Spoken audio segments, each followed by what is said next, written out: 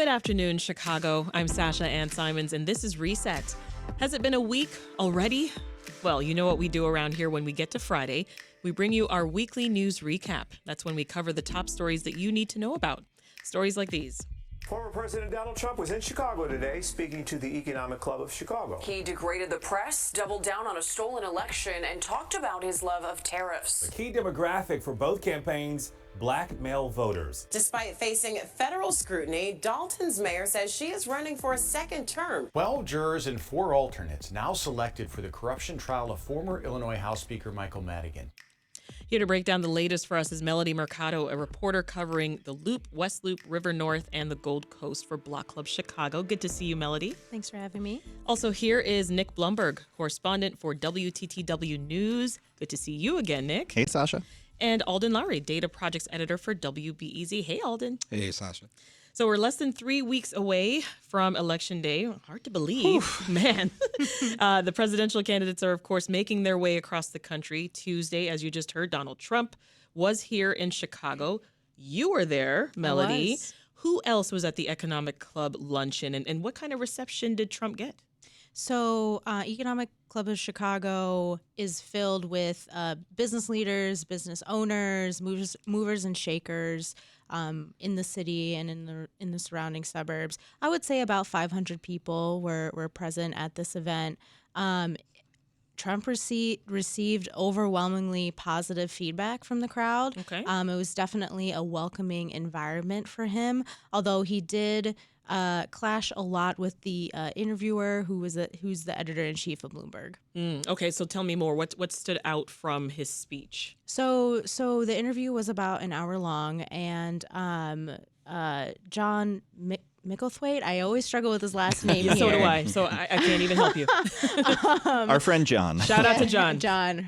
It really pressed Trump on his economic plan to enact a bunch of tariffs on imported goods, especially a 60% tariff on goods coming from China, and really pressed Trump in saying, this could possibly create one of the largest trade wars in America. And Trump really shrugged that off and was like, you're wrong, I'm right. They spent about 30 minutes going back and forth on tariffs, and then things sort of derailed a little bit here. Trump really sort of went on different rants about versions of different policies and what he wanted to do with things like breaking up Google or just like different plans that were just seemed like thoughts that were coming to him in pieces. And sometimes these thoughts were coming, sort of after a different question had been asked, which I saw clips of. Nick, you too, right? Yeah, and I think, one of the things that was interesting is hearing Trump reference the so-called weave, which is this sort of, rhetorical technique that he uses where it's like, okay, I'm going to get to the point that, you asked me about eventually, but I have these 3 or 4 stops that I want to make along the way. You have to wonder how much is that actually a planned out tactic ahead of time versus how much is this just kind of how his mind works. And I say that as somebody whose own mind bounces around to a lot of different ideas and kind of have to keep them in the lane because of, the job that I do. But, you sort of see him bouncing back and forth. I thought that was really interesting. And even seeing him reference it so directly. It's like, I know what I'm doing. This is how I communicate. And this is part of the appeal that I have. This is part of the connection that he makes with voters. And clearly he was connecting at this luncheon. So Trump said there was a peaceful transition of power after the 2020 election, and he wouldn't directly commit to one if he loses this election. Did you hear that part, Alden? I did, and it was, he seems to stay on message regardless of what room he's in and what the focus of those conversations are. And so there were direct questions about immigration. There were direct questions about January 6th, election security, things of that nature. And he just kind of towed the line that he's continued to tow. And I don't know, I even though there were specific questions and the primary focus around economics, but even in some of his his responses to those questions, he still would kind of touch on these other things. And so, yeah, I don't know, Nick, like you were saying, that I don't know if it's just kind of just this broken record that he follows, or if there's something strategic there that says, wherever I'm playing, the people who really back me are going to pay attention, and I want to keep reminding them of the things that they like about me and perhaps where my stance is. And I mean, even some of the rhetoric was, I mean, just the mention of murderers and rapists and all of this around, illegal immigrants and so on and so forth. There was a lot of that was mentioned when they actually talked very directly about immigration. And so, again, way over the top, but those seem to be the things that resonate with the people that back him, and every opportunity he has, he apparently wants to keep playing that message.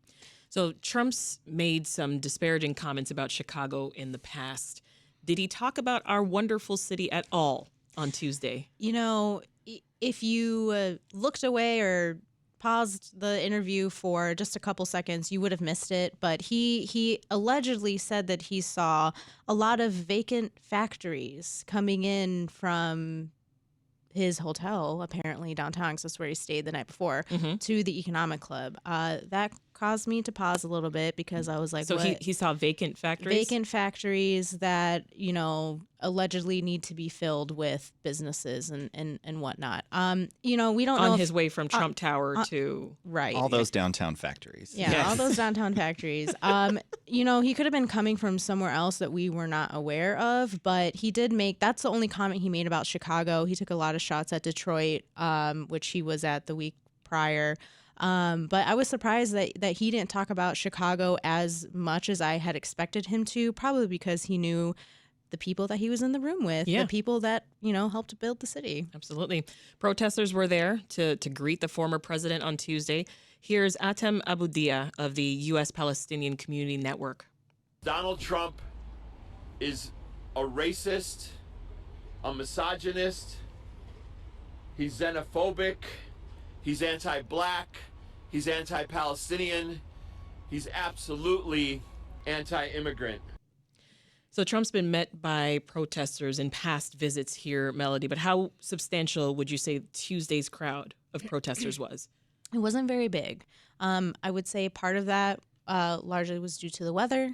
The other part is a lot of people didn't know where this event was going to be held until a couple hours beforehand. So I myself was not outside just because of the nature of security of the event. Once you're inside, you're inside. But my colleague, Colin Boyle, was out there. Said it was a small crowd, about 12 to 15 protesters. And these are protesters that we typically see at all of the protests with USPCN and Hatem and his coalition. It's also worth noting that police are still searching for a person who threw rocks at Trump Tower on Wednesday evening, breaking 6 windows. So while Trump was making his high pitch to the business community on Tuesday, Alden, we've been seeing Vice President Harris take a different strategy, including stepping up efforts to reach black men. So tell us what she's been up to. Well, she's been up to quite a bit. She and many of the people that are backing her, from celebrities to other political figures, and they have targeted African American men in particular. On Monday, I believe, the vice president released what she called the Opportunity Agenda for Black Men. And then a couple days later, I think, mentioned that these weren't initiatives that would be exclusively for black men, but that in developing them, they were thinking about black men. And these are largely around things related to funding for business startups, education, training, mentorship programs, specifically around getting black men into jobs, protecting cryptocurrency, Focus on health too. Health initiatives, and then also legalizing recreational marijuana, which is still illegal on the federal level, although very few people are actually charged with those cases compared to 10 years ago. So, and then she's also been having these huddle ups with black men in various cities, and so the notion is here is a key voting demographic, and it has been for the Democrats for decades, and the numbers are sliding, particularly for dwindling, for black men. The bottom line though is that there's still very healthy numbers, but I think there's an awareness that if the numbers aren't where they were, particularly for Biden in 2020, and even more particularly with Barack Obama in 2012 and 2016, that could present a margin of victory that she's still going to win among black voters. But if that margin is not large enough, it may not be enough to help her carry key battleground states. And so they're really going after this. But she's gotten a lot of pushback.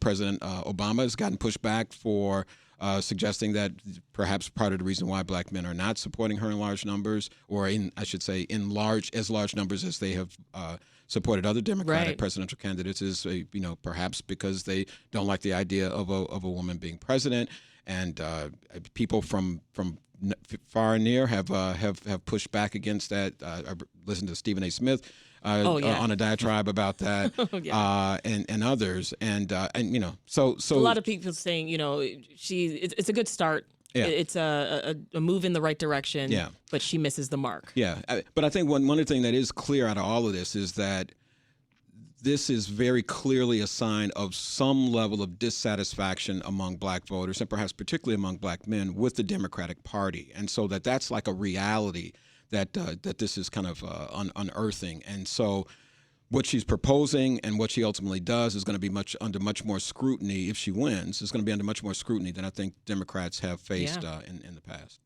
Before we step away from presidential politics, one more headline. A judge sentenced a former Argonne Laboratory employee for his involvement in the January 6, 2021 riot, or what Donald Trump on Wednesday called a day of love. Schiller Park resident Robin Ryerson, who turns 70 next month, pleaded guilty to, quote, assaulting, resisting, or impeding officers. He was sentenced to 18 months in prison and taken immediately into custody, which is unusual. Normally, people are given some time to get their affairs in order and report to prison at a future date. But that was the judge's decision. If you're just tuning in, this is Reset. I'm Sasha-Ann Simons, and we're going behind the headlines in the weekly news recap with WBEZ's Alden Loury, Melody Mercado of Block Club Chicago, and WTTW's Nick Blumberg. All right, Nick, let's turn to local politics. Now, this has been going slowly, but a jury has finally been selected for the corruption trial of former House Speaker Michael Madigan. What was the holdup?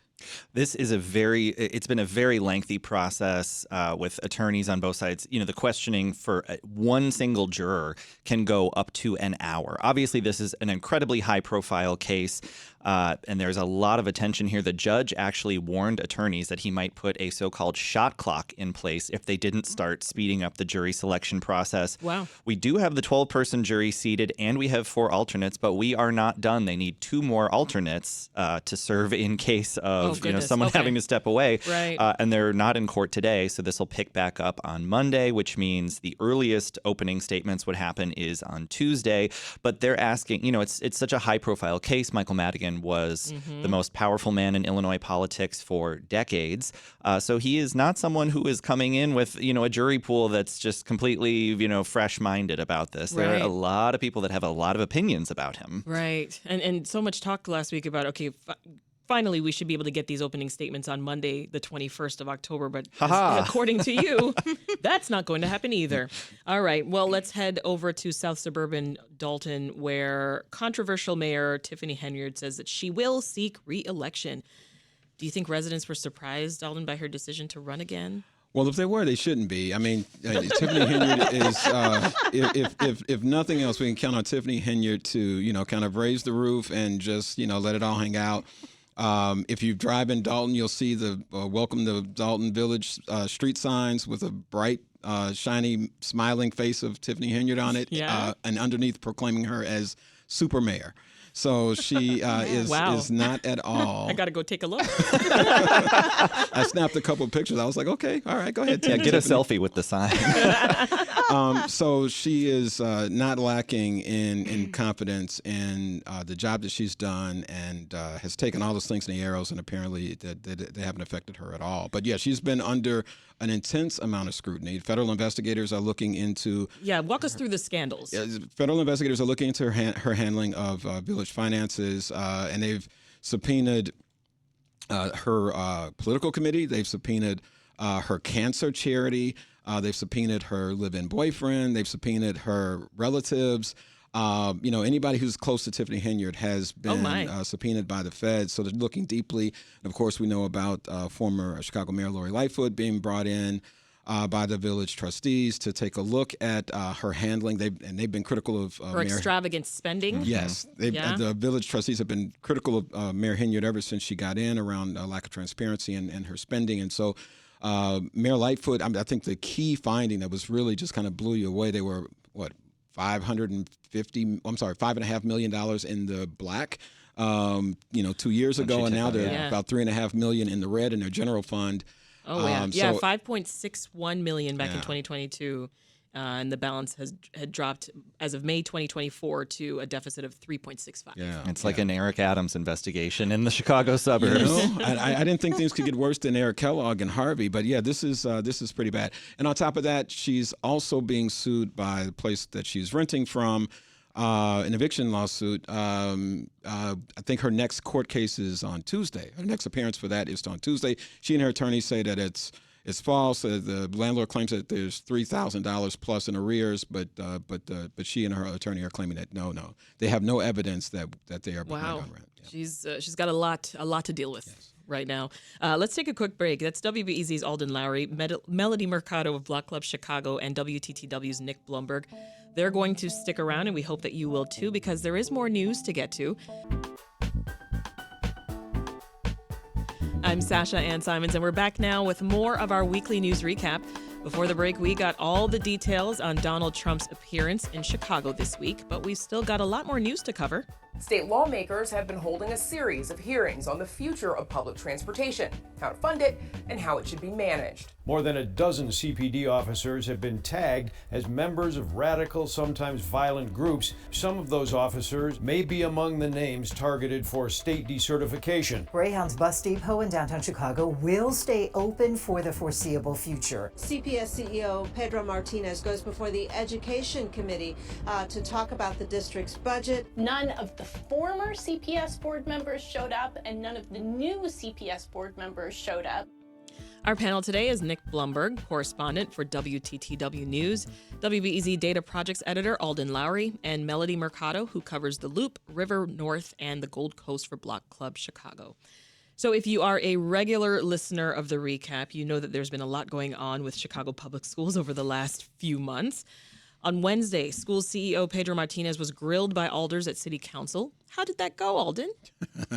Well, it perhaps wasn't quite as fiery as some of the showdowns that we've seen with the mayor, but it was pretty contentious. Okay. There was a lot of talk around how we're going to get out of the budget mess that we got with CPS, and Martinez spoke around some of the ideas. One in particular, the use of TIF funds, which has been something that both the mayor and the union have actually kind of put forward. So perhaps there's at least some level of synergy around that would conceivably, get them pretty close to the gap. And let's remind folks, they're trying to close it's a $300 million school budget gap. Yeah, and I think at some estimates have it even closer to $500 million. Wow. And so some of the things that have been considered are this, quote unquote, it's been labeled a payday loan. But to some degree, because the CPS, their financial picture, the credit rating is already pretty much in the toilet. Yeah. So any borrowing they do is going to come at very high interest rates. So that was a big part of the conversation. But there was also this talk around the fact that none of the special hearing that they had, none of the school board members, either the current ones who are sitting or the ones who've been recently appointed by the mayor, showed up for this thing. And that led into its own level of drama, and some council members who were, pretty much hard and heavy on the fact that they didn't show and saying that we should be able to bring them in here. I think there was Alderman Beal even mentioned that they should be able to be subpoenaed, which is actually not true. CPS is technically a separate entity from the city council. Yeah, so alders, do they have any power to require or subpoena a Board of Ed member to come into city council? They don't have the power. I think one of the city's top legal city's persons, corporation council said, they can't subpoena someone who is an agent of a different government body. And so so they wouldn't be able to do that. Perhaps though, if it's a direct employee of the city, they could, but not someone who is essentially attached to the CPS, to the school board. There was also this week the actual budget, which actually got passed, and $10 billion budget. And so in that, Martinez talks about restructuring some of their debt, not filling vacancies, and also, using, some additional funds to kind of help close that gap. So, so there's at least some talk around trying to get this thing done. But yeah, there's still a lot of disagreements with regard to the exact way we should get there. Well, and I wonder whether, some of the fireworks that we might have been expecting, folks cooled off a little bit. Originally, there was a special city council meeting called for last week where they wanted to drag in, CEO Martinez and folks from the board. And eventually they kind of came to the agreement like, OK, we'll push this off until next week. So maybe, I don't know if cooler heads prevailed, but they at least weren't as fired up as they were the week prior. But, we're still waiting to hear from, the new folks on the board. There was the upcoming CPS, school board meeting has been postponed. So I think, everyone is waiting with bated breath right now. And I think it worked out in Martinez's favor just because, again, cooler heads prevailing. He was the only one that showed up for the hearing. He kind of got to boost his portfolio a little bit, although several aldermen were still heated during the conversation. But he kind of got to show his creds a little bit and say, hey, this is what I've been doing, and maybe trying to up the ante so that maybe he can keep his position, I thought. And certainly he's going to need to win over alder people if they want to try and take all this TIF money, because that is, those are some pretty precious dollars that alder people protect pretty jealously. Yeah. I mean, literally each year it's hundreds of millions of dollars that is in some ways just kind of seen as a slush fund that's just sitting there waiting. And I mean, it's a sign of how many needs the city has and how they don't have dedicated resources to fill those needs each and every year. But, it is only so much money, and its original purpose is actually for things that people really want to see that money get used for, even if it doesn't get used for it right away. Right. Let's hold on to that surplus so we can make the economic deals that we need to kind of keep the city thriving. Now, that wasn't the only thing that aldermen were up to this week, Melody. A new Fulton Market restaurant.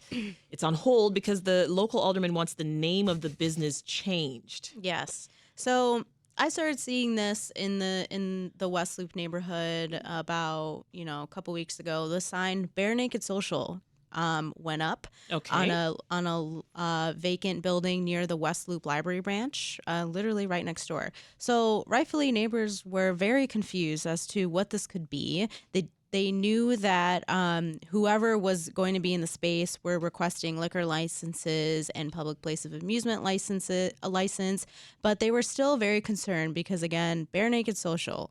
What is that? Like, what is that? And it is BEAR, right? Yeah. Okay. Yes, oh, yeah. Yes. Just putting that out there. Yeah, clear that up. Bear like the animal. So, and don't Google it. I'm just going to tell you right now. Don't Google the phrase at all. Why, Melody? What comes up? You know what? Google it and you tell me. Incognito window. Anyways, Alderman Walter Burnett said he had spoken with the owner. I had spoken with the owner before Alderman Burnett requested him to change his name. It was originally supposed to be sort of like a sports bar, affordable restaurant concept where visitors could come, have an affordable meal, and watch like really high in demand sports competitions like the U.S. Open, the Olympics, pay-per-view, like boxing fights. But then the alderman said, I'm not going to approve your liquor license or your PBA license until you change the name. So they're changing the name, and it's going to be a Mexican-American concept instead. The name is Aquila Cocina. Okay. And they're very ambitious. They're trying to open before the end of the year. So we'll see if that ends up happening. But crisis averted. It will no longer be Bare Naked Social, and that sign has been taken down from the building. Boy. All right. You've got an update, Nick, on an ordinance that passed a year ago in City Council having to do with garbage pickups. What's the latest? That's right. I've been reporting on this for about a year and a half now. You've been on trash duty. Waking up before dawn. The city has quiet hours between 10 p.m. and 7 a.m. Private, garbage and recycling trucks are not allowed to make pickups then because it's noisy. They don't want to wake up residents, things like, all the reasons you'd imagine. Right. And for years and years, this is something that companies have been flouting the law. And people have complained, but they didn't have a clear pathway to file a complaint. They'd try 311, they'd try 911. 911. They'd try their alders office. They'd complain to Streets and San. There were very, very few tickets that were ever written to these private companies in an analysis that we did. Alderman Daniel Espada of the 1st Ward sponsored a successful ordinance to create a special 311 code and give Streets and San the power to write citations and to demand GPS data from these trucks, because these trucks all have a tracker on them so the people at the company's office can see where they're going. Right. Complaint comes in, Streets and San says, hey, we got a complaint about you. Give us your GPS data. And if it's if it verifies that they were in fact making these early runs illegally, they could be fined between $500 and $1,000. So if you are just wait till after 7. Yeah, right. If you are sleep deprived and angry about the pickups that are happening in your alley every week, there is finally a special 311 Rejoice. code for you. Yeah, because as soon as you started talking, I started thinking about my own life, and I definitely have looked at the clock, and it was like 6:30, and I could hear a truck outside. Well, 311 or 311.chicago.gov. I didn't know my rights. I'm so glad. Service journalism, Sasha. Thank you, Nick. Let's steer the conversation over to public transit. Chicago's Greyhound bus station was set to close this Sunday, but a last-minute change is keeping it open for now, Melody. Yes. So the company is negotiating a month-to-month extension with the property owner, which is a subsidiary of Alden Global Capital, which, if people are familiar with that name, you should be, because they own the Tribune. So right now, previously the lease was supposed to end this Sunday. So there was this big question of what's going to happen with the stop, and what's going to happen with the buses that are there. But this week, this new development came to light, and it looks like for now that the stop is safe. But again, a month-to-month lease option is not a long-term solution, so the city will still need to figure out how to deal with this. Yeah, where are the Greyhound buses going to go beyond this lease? You covered one alderman's attempt to come up with a new location, though, for this bus terminal. So what was 34th Ward Alderman Bill Conway's idea? So Alderman Conway's idea is to move the station to the migrant landing zone, which is currently about a block away from the current station. That would effectively shift the station from outside his ward into Alderman Jason Irvin's ward, the 28th Ward. He told me he had not spoken with Alderman Irvin about this proposal, and had not spoken to Greyhound about the proposal, but instead sent a letter to the mayor's office, sort of, in his words, offering this up on a golden platter that could possibly be a temporary solution. So, what was the reception that it got from City Hall? So, Alderman Irvin did not know that this proposal existed, so he was a little surprised when I reached out and asked him about it. And then in addition to the mayor's office, who said that they were aware of the proposal but did not give any indication whether it was something they were actually looking into seriously, or if it was being actually considered. Yeah. Well, Nick, you were in Springfield this week, where legislators were discussing merging the Chicago area's 3 transit agencies. What's the latest on that? Well, this all goes back to, the ridership that really cratered during COVID-19. Federal relief money came in to fill that gap. But the, CTA, Metra, PACE, RTA, there's this combined $730 million fiscal cliff they're facing when that COVID relief money runs out. Which is expected to be in beginning of 2026. So there have been all these different reports and plans that have come out, and one of the ideas is, hey, let's do away with the current RTA, merge CTA, Metra, PACE, these 3 disparate agencies, into a mega regional transit agency. The Senate Transportation Committee has been having a series of 6 hearings. The final one was this week. They actually looked both at the Chicago area as well as some of the challenges facing transit around the state. But as you can imagine, CTA, Metra, PACE, RTA, they've really been pushing back against this idea. RTA has pitched some of its own ideas for reform, saying, well, let us be the ones to set fare policy, to handle customer service, to take the lead on capital projects. But don't throw the baby out with the bathwater, because these are three transit systems that serve three different populations that do three really different things. So this is not going anywhere anytime soon, but coming up in the spring session, it's expected that state lawmakers are really going to dig in on this. And we should mention there's also the idea of not just filling that gap of the fiscal cliff, but along with merging the agencies, folks have proposed $1.5 billion new dollars in transit funding, because they say the system's been underfunded for decades. COVID just exacerbated an existing problem. I also do wonder, how might a merger impact what we see right now? Like what local public transit looks like. Well, and it's interesting because there's fears on both sides. There are folks, from the city perspective who say if the suburbs, if the collar counties, are formulated as part of this agency, it could, take away some of the service that folks in Chicago really depend on. CTA does provide, I think it's about 80% of transit rides in the region. And a lot of those folks are low income, Black and brown people who don't have a car, people who aren't able to drive. So there's some equity concerns there. And then on the flip side, a lot of suburban county chairs are saying, well, hey, we get a seat on the board of Metra, RTA, and PACE. If there's this new single agency, we're only getting one seat. We're losing representation. We're losing our relationship. So, there's people who are upset about this in the city and in the burbs. So many layers to this issue, right? Yeah. Alden, let's turn to the new report from Chicago's Inspector General, the city's watchdog. Deborah Witzberg says City Hall's former head of business affairs created a hostile work environment. What details do we have? Well, there's quite a bit. How hostile was it? Well, I would say, based upon the workplaces that I've been in, pretty hostile. Yeah. And I've been in. I'm being silly now, but but the descriptions in his past. Yeah, newsrooms are always chill and friendly. I don't know. Of course, no yelling and screaming or any of that. But actually, a lot of frequent yelling and screaming, and people being disrespected, vulgarity used, even someone being denied a promotion because of their ethnicity or their perceived ethnicity. So there were some pretty egregious accusations being made in the report, and numerous people complaining about feeling uncomfortable, and this was rife with a lot of details around what appeared to be a pretty toxic work environment.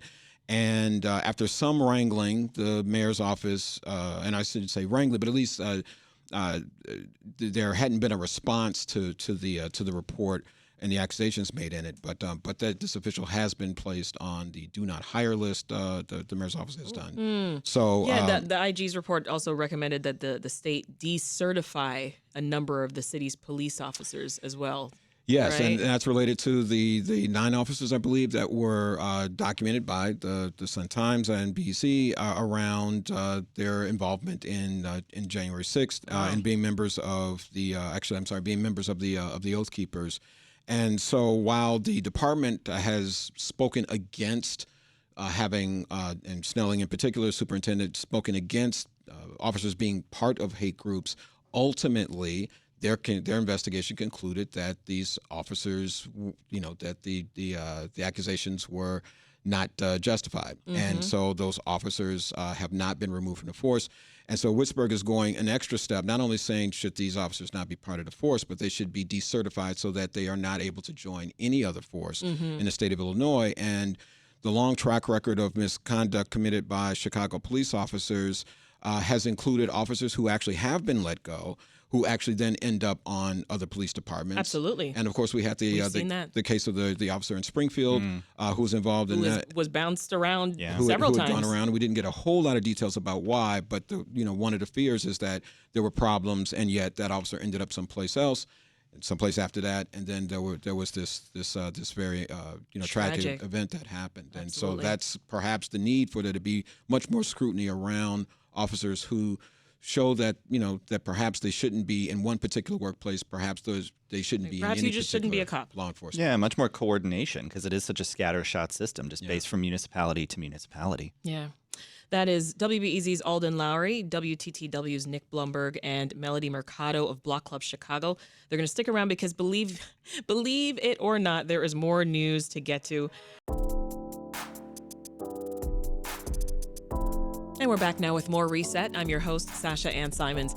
If you're just joining us, it's our weekly news recap. Before the break, we got caught up on what's been happening in City Council and the latest on the Chicago Public Schools leadership drama. But we still got a few more stories to get to with local journalists Alden Loury, Melody Mercado, and Nick Blumberg. Okay, so looks like big changes are coming to a North Suburban mall, Nick. I'm not talking about new stores or restaurants. I'm talking about housing. So what is in store for Old Orchard? Yeah, this is the section of the show where we talk about how my childhood is disappearing before my eyes. I was Yours and mine. I was a Rogers Park kid, so Old Orchard was like the fancy mall that we went to.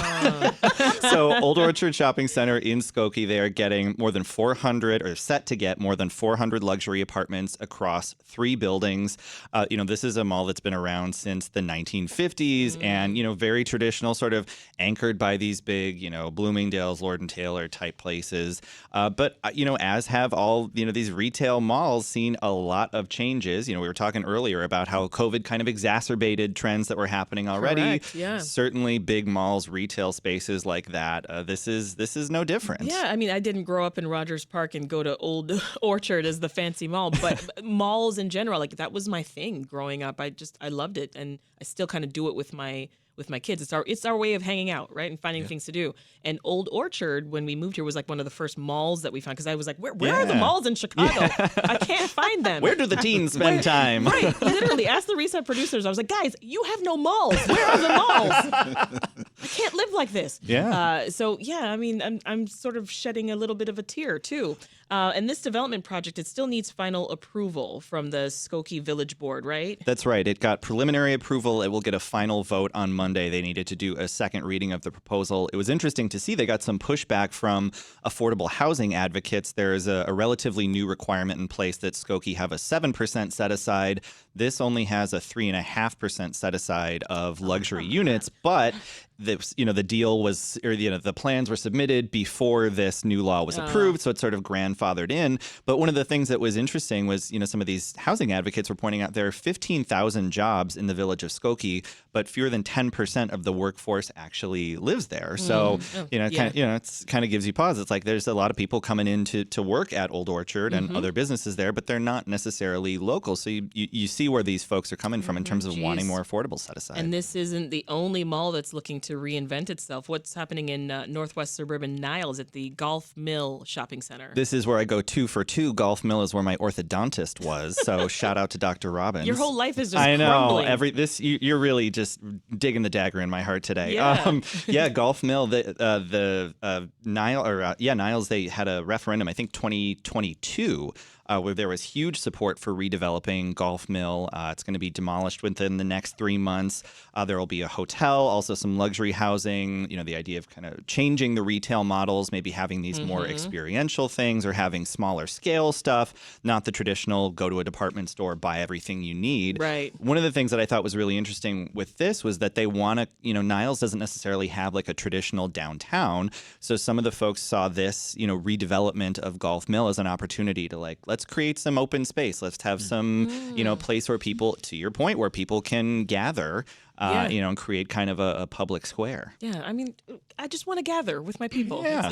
Is that too much to ask? Alden? No. I mean, it's kind of like my first time going into a Mariano's, and it was like all these wild, crazy things going on. I'm like, there's a piano bar? I just came to get some kidney beans. Like, what's all of this? Yeah. Exactly. Residences may be coming to another well-known shopping area, the Mag Mile. Yeah. What's going on there, Melody? We have a proposal here that passed out of the Chicago Planning Commission to turn 500 North Michigan Avenue, 24-story tower, right on Mag Mile, to convert that into 300 apartments, with 20% of that being affordable. I think that this is a great plan. Affordable housing on the Mag Mile? Yeah, what? gasp. People will probably thinking like, where have I heard of this before? This is very similar to the LaSalle Street Reimagined plan that Lori Lightfoot and now Brandon Johnson is trying to shepherd in, which would convert a bunch of office buildings along LaSalle Street from office to residential and include affordable housing. I think that this is a great idea. I think the part that I'm worried about is that I have read that converting office buildings of this nature is more expensive than just building new. But we have to acknowledge that people are not coming to work downtown as often as they used to. And we have these big, beautiful buildings that are vacant, and we should use them for something. And I think housing is a great idea. And so we'll see if this actually ends up going through. It would be developed in 2 phases, so 320 apartments total and 238 apartments within the first phase. If people are trying to figure out, I don't really know where this building is, the ground floor tenants is a Bank of America, a Vans, and the shoe store, and a Chick-fil-A. Okay. Yeah, I mean, Alden Melody brings up a great point there, right? A lot of people have been working from home for the last few years, not needing as much office space, especially downtown, right? Just another change brought about by the pandemic. It is, and it's one that I think that's going to stick. I think a lot of, one of the challenges for companies in terms of trying to fill these spaces is that as they're looking for talent, I think the appetite among workers is now, if I can go to a company where I have the option to work from home, I'm going to choose that over an employer who's going to require me to come into the office 5 days a week, especially if coming into the office means traveling from some far distance out in the suburbs or something like that.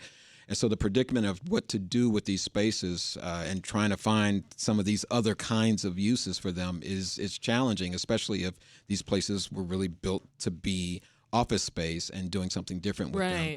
So yeah, it's interesting to see how this might play out over the years, but we're going to have to figure out something to do with these buildings. Can't wait to see what happens with this one. Another building, Melody, that was supposed to bring more foot traffic down to Michigan Avenue was that temporary casino in the Medina Temple. What is the latest? So the temporary casino is unfortunately not doing so hot. It is bringing in revenue for the city within the first year. It brought in a little over $14 million in tax revenue, but former Mayor Lori Lightfoot had predicted within the first couple months of that casino being open that it would have generated, I believe, 13 to 15 million in tax revenue. So comparing that to where it is now, it is falling definitely below the expectations of what the city had.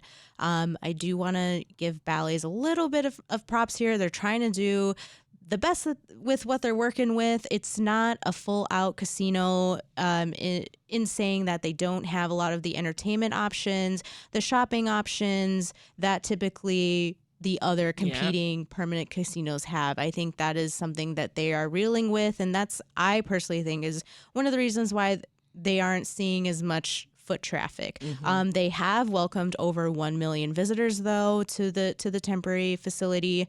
But Mayor Brendan Johnson had $35 million allocated in his first budget of tax revenue from this casino. We're not going to get that. No. We are not going to get that. So I think the city needs to adjust its expectations a little bit and hope that the permanent casino will be able to shell out that $200 million a year. Make up for this loss. They got to land some residencies. Get us J-Lo. Get us U2. That's what's going to bring people in. Bring Usher. Please, I beg of you. All right, so a couple other stories about changes in retail. Hardware chain True Value, which is headquartered in Chicago, announced it's filing for bankruptcy after 75 years. True Value is selling its business to home improvement rival Do It Best. Anybody heard of Do It Best? I sure have, yeah. You have? Oh, yeah. I haven't. I have not. Yeah, they have a couple places, locations here that are branded Do It Best. You really are a shopper. Oh, that's me. I'm Mr. Handyman. All right, let's turn to sports. All right, shout out to Chicago Bulls guard Lonzo Ball, who returned to the court Wednesday night after being sidelined for nearly 3 years due to a knee injury. I mean, the man hasn't played since like January 2022. It's shades of Derrick Rose. Oh my gosh, yes. So his first shot on Wednesday was a three-pointer. Okay, Lonzo. All right. I am headed to tonight's preseason game against the Cavs. Nice. I'm so excited. Yes. It kind of came about last minute, and all of a sudden I'm going, and I can't wait to see him in action. I just wish they had held on to DeMar DeRozan just for I one more can't. season. The best Bulls basketball I've seen in many years happened when I'm so sad about Lonzo Ball, DeRozan, Levine and Vucevic were all on the court together. Yes. And so this was an opportunity. They've gotten some of their young folks that have developed more also. I know. I'm going tonight, but I'm also going to be like, no, DeMar. Yeah, I was seeing the betting line on the Bulls this season. It's like, nah, they're not expected to be so hot. And you got to understand, I have a previous relationship with DeMar. He was a Toronto Raptor. Raptor. Right. So I'm really like, come on, dude. Yeah. Although I would pause on thinking that the Bulls are still a sunken ship because Ball is not only a great facilitator, but is actually a really incredibly good defensive player. Yes. And so he's one of those guys who can really make a team a lot better just by his presence on the floor. So I think the Bulls have a shot to at least be decent. This is sounding positive. We love to hear it. I love to hear it. On the other hand here, another sports story. Frustrating season for White Sox fans. Oh, boy. To say the least. Well, it turns out the team's owner may have had it with them as well, right? There are reports that Jerry Reinsdorf is open to selling the Southside franchise. I mean, do you think it's just about just one disappointing baseball season, or might it have something to do with that new stadium that he was hoping to get in the South Loop? Interesting. Leverage. Jerry Reinsdorf trying to get leverage from state lawmakers to get more money? He would never. If you think about it from a business perspective, the worst time to sell might be coming off of a 121 loss season. Yeah, right. Who's going to want to spend big bucks Yeah, for sell high. Well, you also have to wonder, like, how, Jerry Reinsdorf is 88 years old. He is a bazillionaire. And, at this point, obviously, I think he has. How much money is that, Nick? It's a 5 quadrillion. I just, at this point, it's like how much of us, obviously there's a great deal of personal investment. He's been with this team for many years. But, you have to think maybe he's taking the long view here and saying, okay, if this is time for me to sell, this is time for me to sell. We'll keep an eye on this story as it develops. I just have to say that, even though we know what's happening here. If you're looking for something to do this weekend closer to home, you might consider Open House Chicago. That's where you can tour nearly, more than 170 of the city's most historic buildings for free. Tell us about the 2-day event, Melody. Yeah, I love this because I'm nosy. And so I always tell people, if you've ever passed buildings throughout Chicago and you're like, what does that look like inside? I just want to just invite me in for coffee or something. This is your chance. This is your chance. And there are tons of sites all over the city. Yeah, like 20 plus neighborhoods. Yes. All of my colleagues at Block Club, we put together a comprehensive list. I believe there's 15 different lists that we put together of various neighborhoods. So nice. Take the time to go. And I will say, obviously I'm biased. I cover downtown, love the buildings downtown, love the architecture downtown, but there's some really cool spots throughout the south side and the north side and west side in here that I was like, take your time, be nosy throughout the whole city. Right. I was surprised Steppenwolf was on the list. I'm like, you guys have never opened your doors for open house? No, you got to buy a ticket, man. I'm just saying. Got to keep the lights on. Yeah. All right, real quick before we go, they're celebrating at the University of Chicago. The school now has more than 100 Nobel Prize winners. James Robinson became the 101st, winning the Nobel in Economics for research on why some countries are rich and others poor, and documenting that freer, open societies are more likely to prosper. So congratulations to Professor Robinson. Anyone want to guess how many U of C scholars have received a Nobel Prize in economics? Ooh. Lisa Labez has her hand up. Ma'am, it's not your turn. Star student. Man, let's say. Wrong. It's 34. And with that, 27. it's time to go. My thanks to WTTW's Nick Blumberg, WBEZ's Alden Loury, and Block Club Chicago's Melody Mercado. Thank you all. Thank you. Thanks for having us. And that's it for Reset. The show's produced by Meha Ahmed, Linnea Dominic, Micah Yason, Ari Mejia, Andrea Guthman, and Jules Yeager. Dan Tucker is our executive producer. Ethan Schwab and Maria Lopez were our engineers this week. Monday on the show, who will be the next Cook County State's Attorney? Who would you vote for? We're going to sit down with 2 of the candidates for the office and hear their priorities. I'm Sasha-Ann Simons. Thank you for listening. Have a wonderful weekend, and we'll meet again very soon.